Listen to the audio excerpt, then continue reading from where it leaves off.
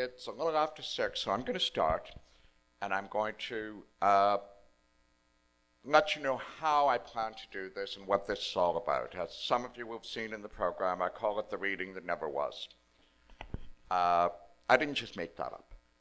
There is a reason why it has that name. I'm about to share with what I'm assuming is a room full of mostly writers. People who write, are interested in writing, and this story has a point. It's funny, I think. People have found it funny. I'm putting you on notice. So go like this, you laugh. Well done, well done, well done. Calgary. But there's also a point to it. And the point to it has to do with recognizing that as you begin your career, where you start, if you're serious about what you do, if it matters to you, if you're going to stay with it, don't assume, don't expect that difficulty, struggle, lack of recognition or response at the beginning of what you do will define or shape the arc of whatever it is you do as an artist. And that applies to musicians and painters as well as writers. So the story I want to tell you, I first did this evening, the reading that never was, in Washington 3 years ago, Washington, D.C., when I was guest of honor for the World Fantasy Convention. And I did it there in circumstances that I can't tell you all the circumstances till the end because I'll spoil some of the punchlines. So she was ahead of me on that one. The point of the story is that none of you will ever one down me in your first public appearance. I cannot be. It is definitive. I will say this. I will put the challenge to all of you. I cannot be one downed on the first public appearance as a writer. So here's what happened. Here's the background of the reading that never was.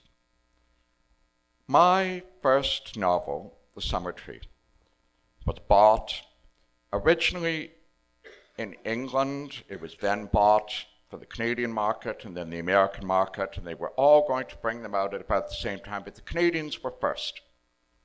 1984, fall of 1984, I'm going to have the first hardcover release of a traditional high fantasy novel, worldwide first edition in Canada, ever by a mainstream Canadian publishing house. It was McClelland & Stewart, who always would call themselves Canada's publisher. The book had been bought by the president and publisher of McClelland & Stewart, Linda McKnight at the time.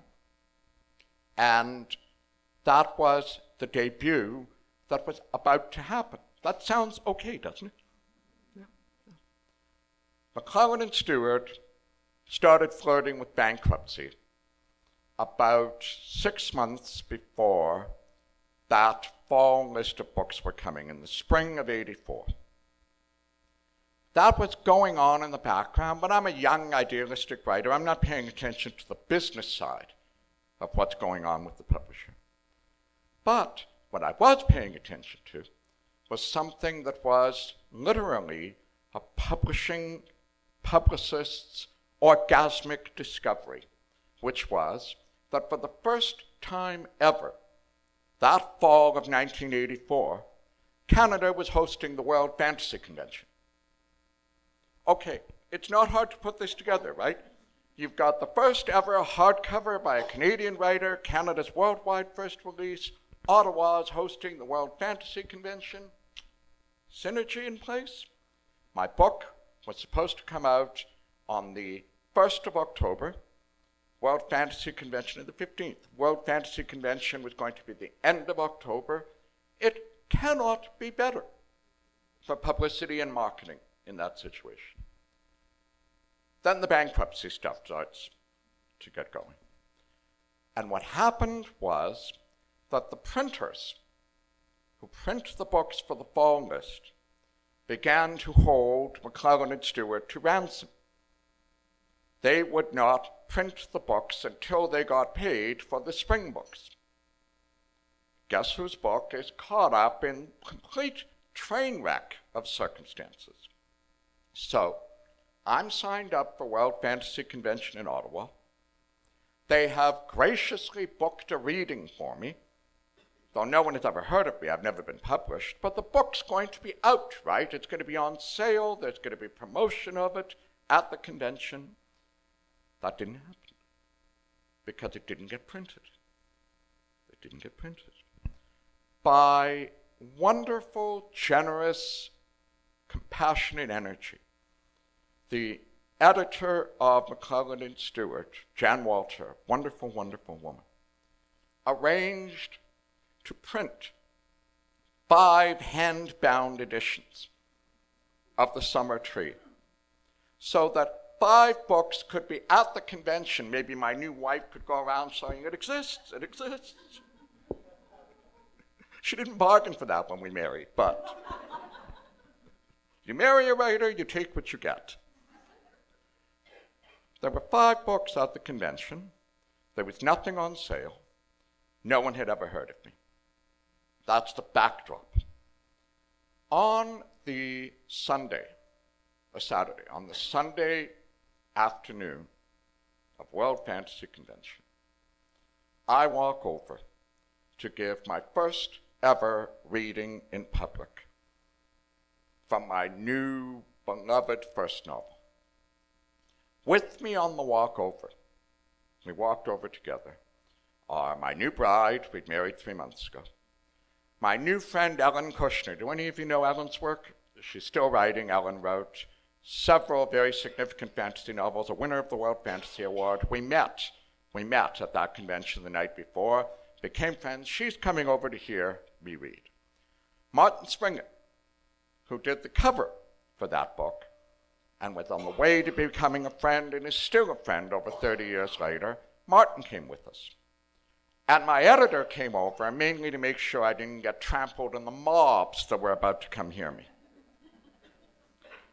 So the 4 of us walk over to the small room that had been assigned for the reading. And we are not the only people in the room. There were 2 people at the back of the room playing a card game. I'm making none of this up. I make stuff up for a living, but none of this is made up. They're at the back of the room playing a card game, and when we walked in, they looked up in high dudgeon and picked up their cards and walked out because we had taken over their card game space. So we're left in the room, the 4 of us, me and 4 people, who are there preventing me from grabbing any sharp objects and doing myself damage. And I said, I'm not going to read for you guys, we'll talk. And everyone is doing that thing that happens to writers. Be ready for this. When you do a reading, when you do a signing, and it is ill-attended, or God help you, unattended, the bookstore people are kind of embarrassed. They asked you for the 19th time if you want more water or something like that, you know. All my friends are making conversation. My editor is leading the exchange and the conversation because she's seen variants of this before. And as we're talking, as the 4 of us are in this room, chatting, making the best conversation they can, every so often we hear from somewhere in the Ottawa Convention Center a thunderous ovation,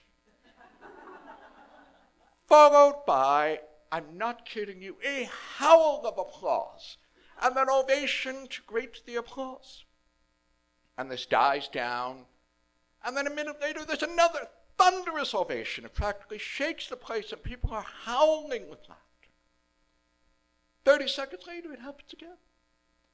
And after the 4th or 5th time, after the 4th or 5th such instance, I turned to this group of people and I said, forgive me, what the fuck is going on over there? And Ellen had her program in her purse. And she takes it out and she's looking up the programming schedule. And she looks up and she says, oh, Guy, they've really fucked you over. And the moment You cannot one-down me. At the moment I am making my debut as a published writer, launching my career at the World Fantasy Convention in Ottawa, in the grand ballroom of the Conference and Convention Center, Stephen King and Peter Straub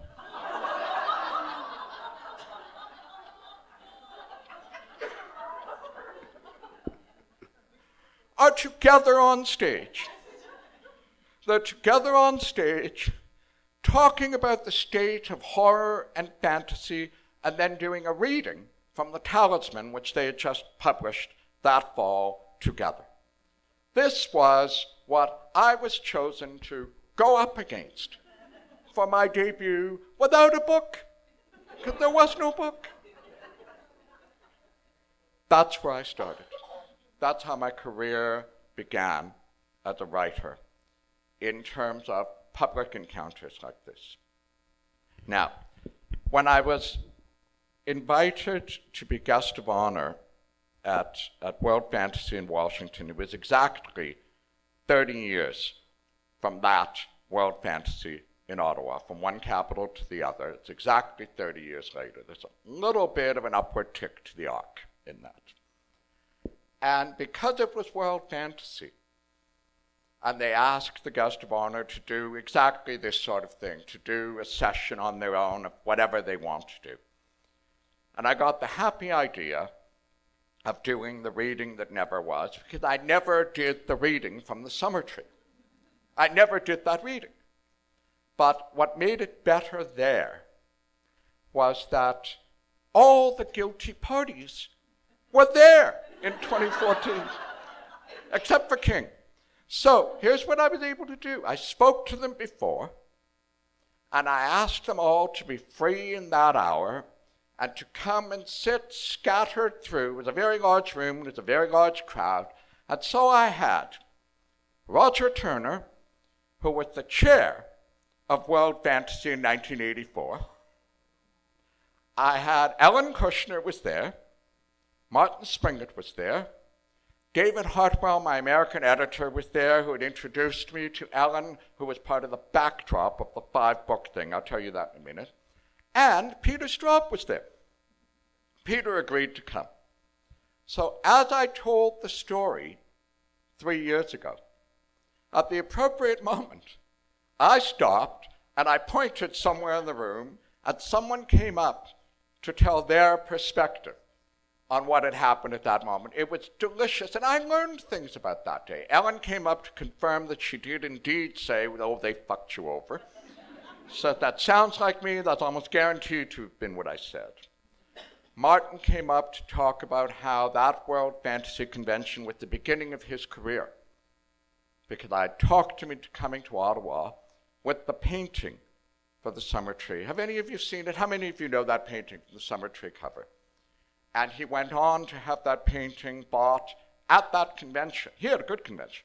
He got it bought at that convention by the British publishers and the American publishers, and it's gone around the world. The covers that Martin did for Fiona Barr are still in print in many countries around the world.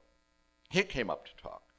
Hartwell came up to talk to call me a slanderer, because I had been saying for 30 years that those 5 hand-bound books, I have one of them. I won't tell you where it is, but I have one of them. I have been saying for 30 years, because I heard it at the time, that David Hartwell, God bless him, he's left us now, he's gone, was an inveterate collector and accumulator of books in fantasy and science fiction. And I heard that he got the other 4. That he talked to the other editors. One was given to the English editor, 2 were kept by Canada, and 1 was given to David. And David, I heard, somehow got the others to give him theirs, so he had 4. He came up, these are hand-bound first editions of my first book. You can go through college on those books. David came up, and I said, all right, David, I've been saying for 30 years that you've got 4 of the 5 hand-bound books. And he said, it's a lie. I have 3 of them.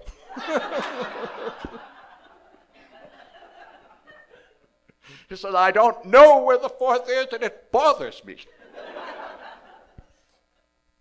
And then, when I got to the point in the story where I'm talking about what the hell is going on over there and the howls and the laughter, I point and I said, and the villain is sitting in the audience with us.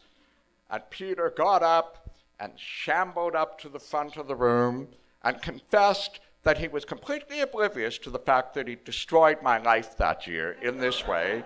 And he apologized with eloquent grace. And then I said, what was going on? Here's what was going on. They were reading at that point from the Talisman. Straub was doing the reading.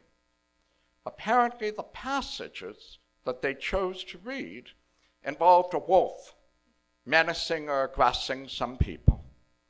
And whenever Straub got to the wolf, Stephen Bloody King would howl like a wolf. Loudly, he would throw his head back and howl on the stage. And Ottawa, which is not a very sophisticated city like Calgary, they thought this was funny. They thought this was the funniest thing they'd ever heard in their lives. And they roared with laughter and then crashed with applause. And this went on and on and on. I never knew what had been going on back there to get that much laughter. I thought they were being witty.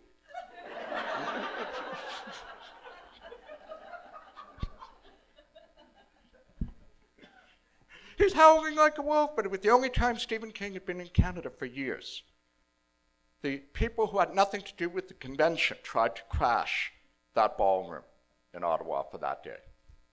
So that is what happened to me the first time I was ever slated to do something like this. 30 years later was wonderfully redemptive, especially because the people who had been involved, so many of them were there. It's a wonderful thing if you think about it, that after 3 decades you still know, you're still friends with, you're still connected to people, and you can all come up and play out a little scenario like that. So what I thought when I was invited to do a talk and a reading this evening, and I'm on again if you're really masochistic. I see there's one masochist here. If I'm really masochistic, I'm on with the other guests of honor as soon as we're done.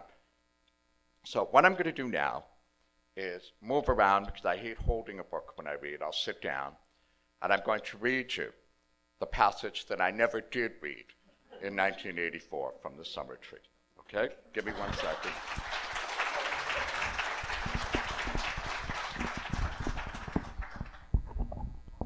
I didn't even have to howl like a wolf to get that. When I did this in Washington, it was the first time I'd ever read this passage loud. It's the first time, because I didn't tour for The Summer Tree. The first book tour I did was for Wandering Fire and then Darkest Road, so I found reading passages for those. So this is the second time that I've done this particular reading. It needs a little bit of background, not a lot. How many of you know the Fianna Tapestry? Oh, I like Calgary. Fianna is what has since come to be known as a portal fantasy, is the term that gets used, which is to say people from our world cross to the invented fantasy setting. It was usually done in a young adult context. Narnia, obviously, Alice in Wonderland, obviously. There are many others where you cross to the setting where the fantastical elements are in play. I wanted to make it adults, not children. I wanted to see if the idea of the portal fantasy could be done using adult figures. I have 5 graduates, for the most part, of the University of Toronto. They're usually called students. They're not. Most of them are, in fact, finished with their actual university studies. And they cross under circumstances that don't matter for this passage to an invented fantasy world, quasi-medieval Renaissance world of Fianna Fáil. In the passage that comes up here, one of them, his name is Paul Schaefer, before they crossed had been dealing with extreme guilt and self-reproach regarding the death of the woman he loved, whose name was Rachel Kincaid. She died in a car accident while he was driving. In the moment before the accident, she had told him she was leaving him. He blames himself for having been so shaken by that he missed something happening in front of them on the highway. They had an accident. She died in the accident. When they cross, Paul has been caught up, enveloped, wrapped in that grief. It's in fact why he did something so foolish in some ways as to cross to another fantasy world. His best friend, Kevin, is a musician. Kevin had written a song that he's never played about Paul and his grief and about Rachel and Kevin's own grief that his friend is so lost in this remorse. The scene begins it follows upon a riotous tavern fake fight, drunken night. I like doing that. I like modulating the emotional registers in a book rather than staying on one note. Late at night, Kevin is told that Paul has left the tavern. They were going to spend the night there. Kevin's told by someone, Paul's gone, nobody knows where he went. And Kevin comes downstairs to the main floor of the tavern from the room where he was.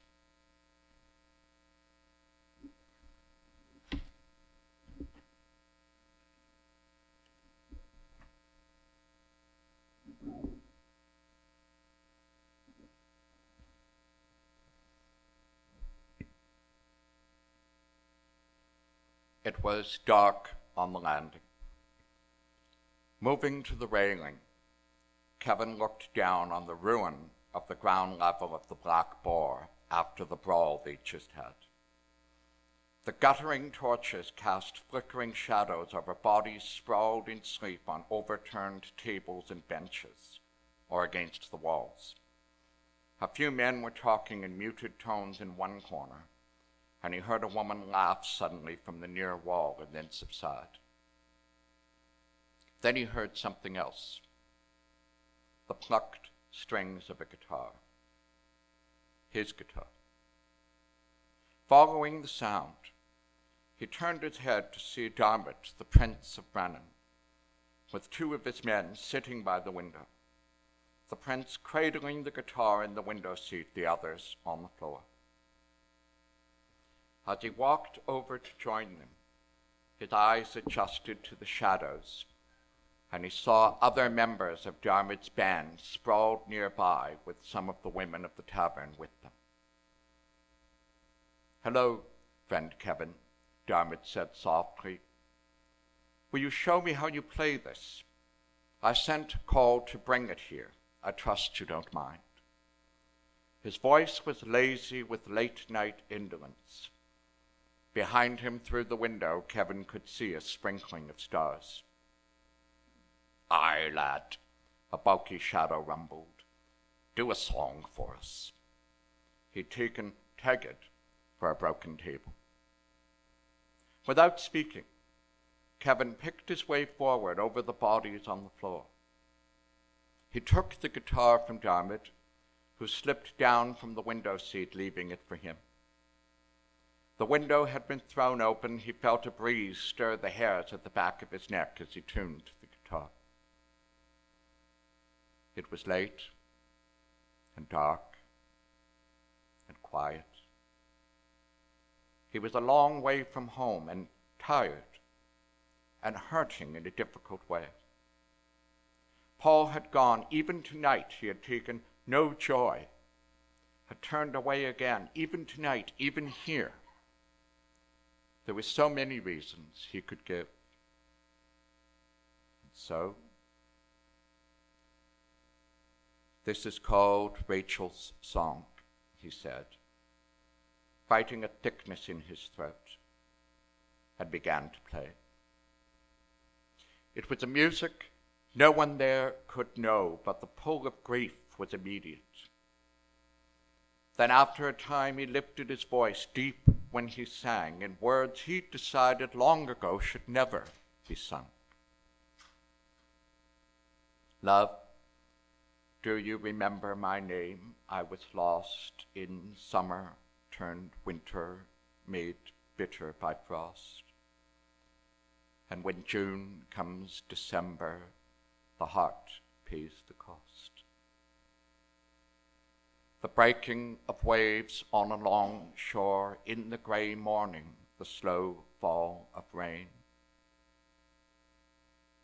and stone lies over. You'll bury your sorrow deep in the sea, but sea tides aren't tamed that easily. There will come a tomorrow when you weep for me. The breaking of waves on a long shore, in the grey morning, the slow fall of rain. Oh love, remember, remember me. Then the music came alone again, transposed, worked on harder than anything he'd written in his life, especially what came now with his own tears. The part where the melody hurt, it was so laden with memory, the adapted second movement of Brahms' F major cello sonata, which had been Rachel Kincaid's graduation piece. The notes were clean, unblurred, though the candles were blurred in his sight as Kevin played her music and gave sound to the sorrow that was his and not his. Into the shadowed room it went, Rachel's song, over the sleeping bodies that stirred as sadness touched their dreams. Among the ones who did not sleep and who felt the pull as they listened, remembering losses of their own. Up the stairway it went to where two women stood at the railing, both crying now. Faintly, it reached the bedrooms where bodies lay tangled in the shapes of love. And out the open window it went as well, into the late night street and the wide dark between the stars. And on the unlit cobblestones, a figure paused by the doorway of the tavern and did not enter. The street was empty, the night was dark, there was no one to see. Silently he listened, and when the song came to an end, silently he left, having heard the music before. So Paul Schaefer, who had turned from a woman's tears and had cursed himself for a fool and turned back to go into the tavern again, now made his final turning and did not turn again.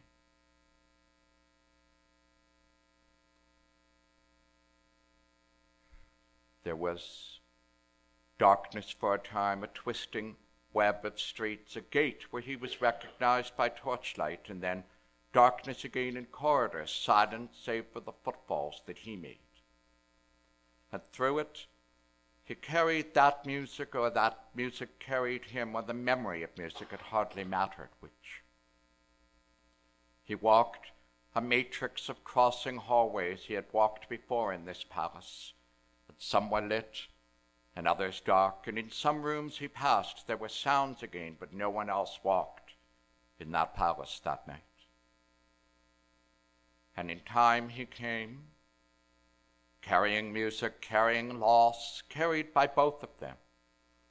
And he stood for a second time before a door beyond which a slant of light yet showed. It was the brown-bearded courtier called Gorlais who opened to his knock. And for a moment Paul remembered he did not trust this man, but it seemed a concern infinitely removed from where he was, and one that didn't matter now, not anymore. Then his eyes found those of the king, and he saw that Eilel knew, somehow knew, and was not strong enough to refuse what he was about to ask. So he asked, I will go to the summer tree for you tonight, when you grant me leave and do what must be done. It seemed to have been written a very long time ago. There was music. The king was weeping as he spoke, but he said what was needful to be said, because it was one thing to die, and another to die uselessly. So Paul listened to the words and let them join the music in carrying him with Guy and 2 other men out of the palace by a hidden gate. There were stars above them and a forest far away. There was music in his head that was not going to end, it seemed. And it seemed he wasn't going to say goodbye to Kevin after all, which was a grief, but it was a lost small thing in the place where he had come. Then that forest was no longer far away, and at some point the waning moon had risen as he walked, for it brushed the nearest trees with silver.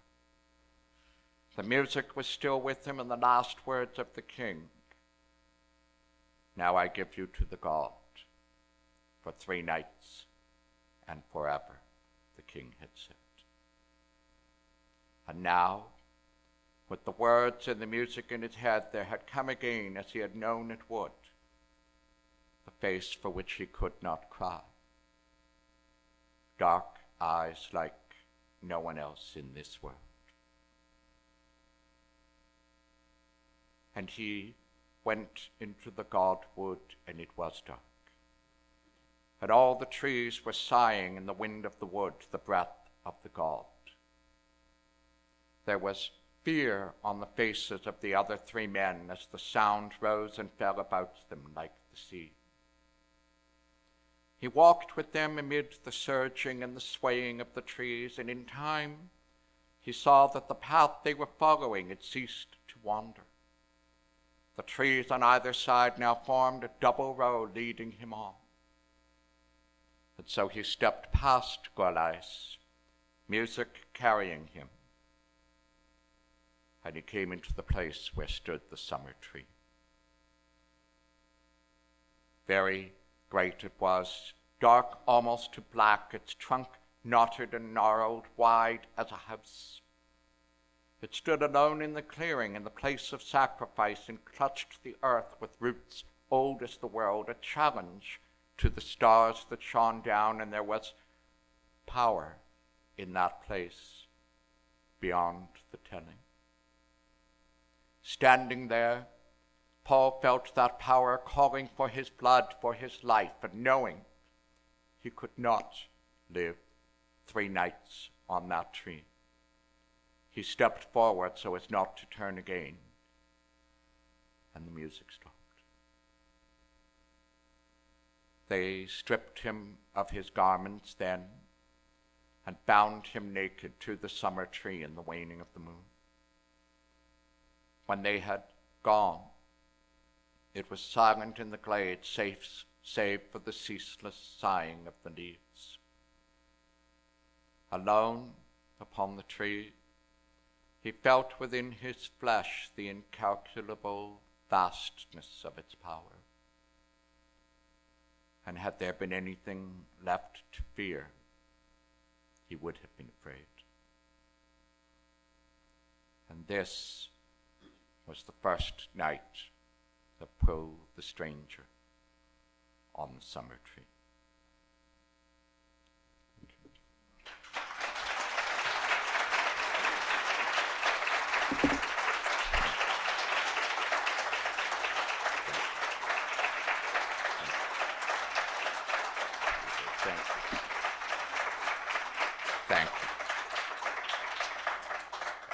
Thank you very much.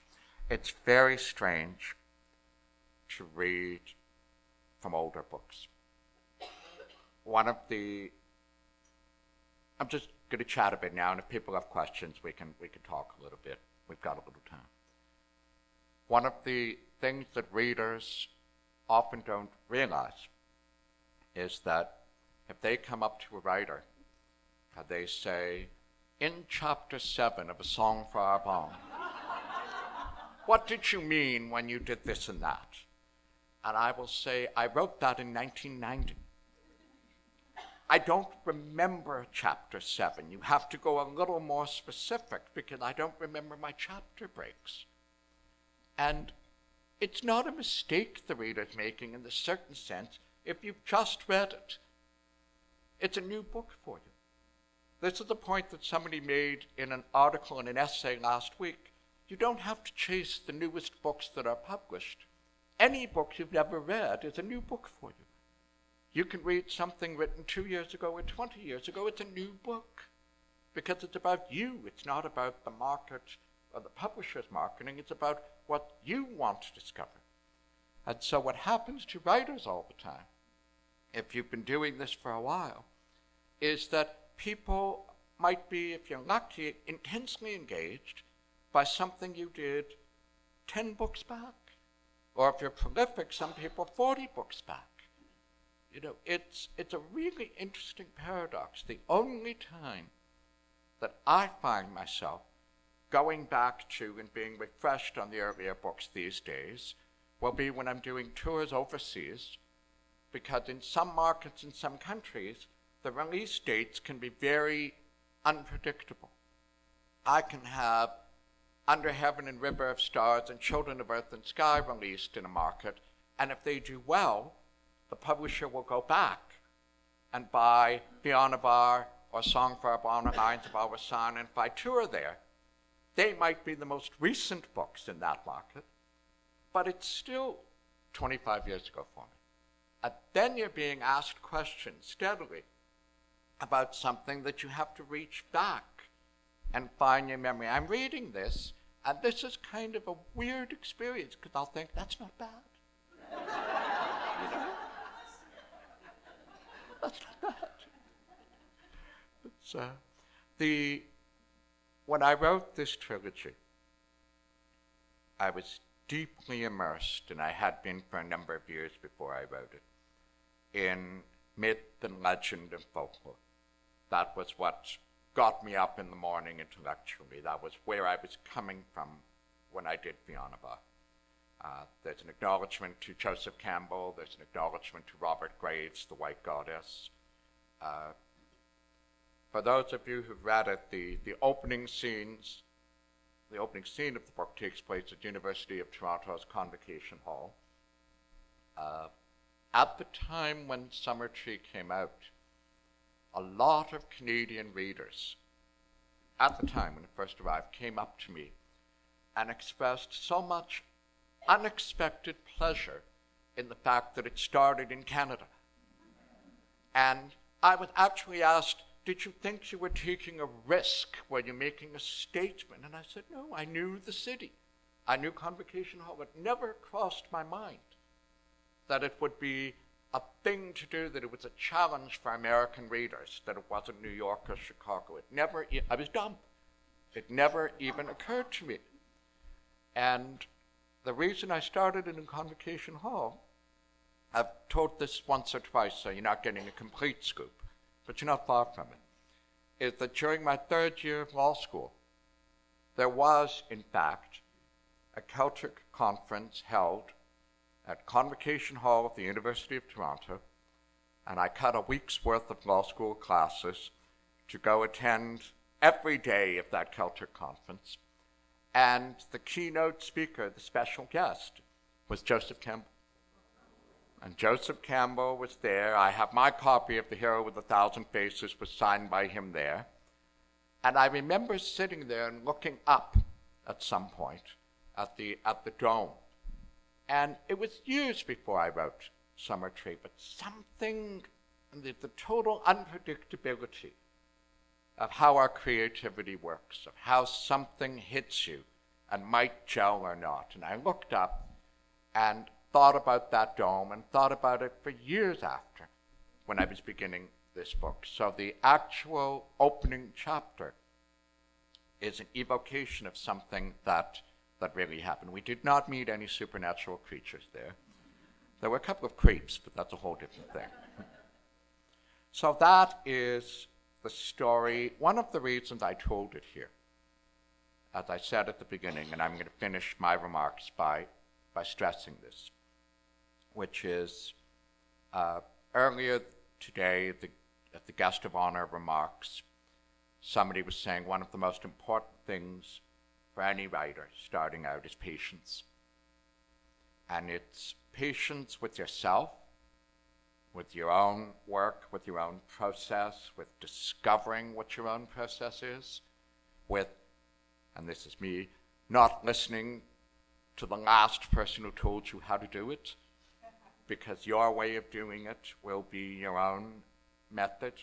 How I write and how someone else writes can be radically different, and yours can be a third radically different thing.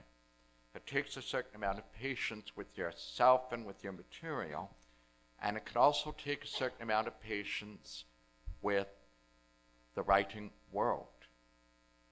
You must know the stories of best-selling novels that had 70 or 100 rejections. And then people will say, well, that editor must have been fired immediately. No, they weren't. No, they weren't. Because Ursula Le Guin's Left Hand of Darkness might be, for me it is, one of the great works of science fiction of all time. But the original editor who got that book, you can see it online, it was posted this week, the rejection letter basically said, this is impossibly boring, there is some skill in the writing, but no readers can be expected to make their way through this book. And people were glibly saying on Twitter, he got fired, he got killed, whatever. No, because not every reader loves Left Hand of Darkness. Not every reader loves Lord of the Rings. There is an element, and this is what I'm saying to you, the first 2 or 3 people who see your work may not value it because it may not fit their taste, their sense of what literature is. It doesn't mean that the 4th or the 20th might not. It doesn't mean that you might not get better. It doesn't mean that they may have something to say about the manuscript that you can use because it resonates with something you've been wondering about yourself.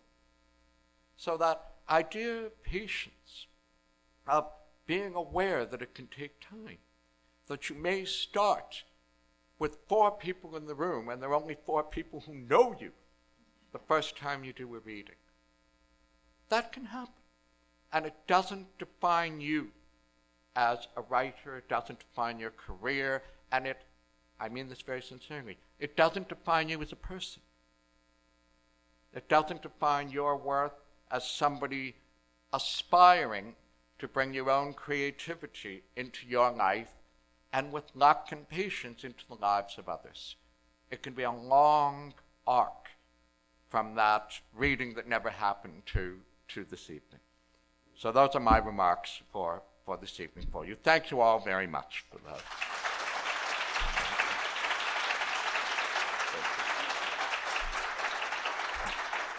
Thank you. I think that rather than do questions now, because I think I'm on again in 10 minutes. We're on with all the guests of honor. People are going to be coming into the room, so no, you're staying in the room, as the case may be. And I'm around all weekend. I'm happy to talk about anything that matters to you in terms of writing, or whether Calgary's going to be better than Edmonton when the NHL season starts. In this city, I'm prepared to say yes, of course, but... So thank you, and stick around, because the other people tonight, their speeches, I'm going to be really serious, by the way, the next hour. My remarks are deadly serious. I will attempt to keep you awake, and then I will be funny later when we're all drinking scotch. So, thank you.